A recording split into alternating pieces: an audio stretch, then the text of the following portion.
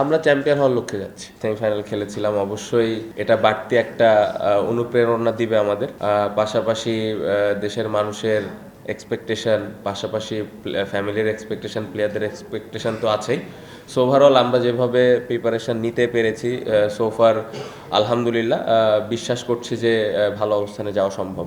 কোনো ইন্ডিভিজুয়াল প্লেয়ারের ওপরে আমি ভরসা করতে চাই না, পুরো টিম হিসেবে যদি আমরা খেলতে পারি, যেদিন যেই প্লেয়ারটা ভালো খেলবে ও দায়িত্ব নিয়ে যেন খেলাটা জিতাই, অবশ্যই ওই আশাটাই প্রত্যেকটা প্লেয়ারের কাছ থেকে করি। যে জিনিসটা আমি চাইবো রিয়াদ ভাই, মুশফিক ভাইয়ের কাছে, তাদের এক্সপিরিয়েন্সটা যেন প্রত্যেকটা প্লেয়ারের কাছে দেয়, এবং মাঠের ভিতরে স্পেশালি যখন খেলাটা চলবে তাদের ভিতরে যদি কোনো আইডিয়াস থাকে অবশ্যই যেন এটা ওই প্লেয়ারটাকে শেয়ার করে। আমরা আসলে কি লক্ষ্য নিয়ে যাচ্ছি, পর্ব সেমিফাইনাল, ফাইনাল অর সামথিং? আমরা চ্যাম্পিয়ন হওয়ার লক্ষ্যে যাচ্ছি। আসলে এই কোশ্চেনটা আমার মনে হয় কেন করলেন আপনি, আমি আই ডোন্ট নো।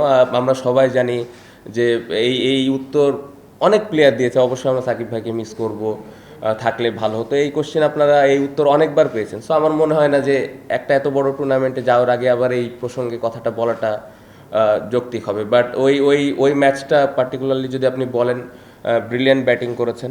আমার মনে হয় ওই ইনিংসটা খুবই ইম্পর্টেন্ট ছিল। অবশ্যই ওই ইনিংসটা আমাদের টিমকে জেতার জন্য অনেক হেল্প করেছে। শুধু ইন্ডিয়ার কথা বলবো না, পাকিস্তান, নিউজিল্যান্ড, তিনটা দলে খুবই ব্যালেন্স একটা দল। সো তিনটা দলের সাথে আমাদের কষ্ট করে খেলতে হবে।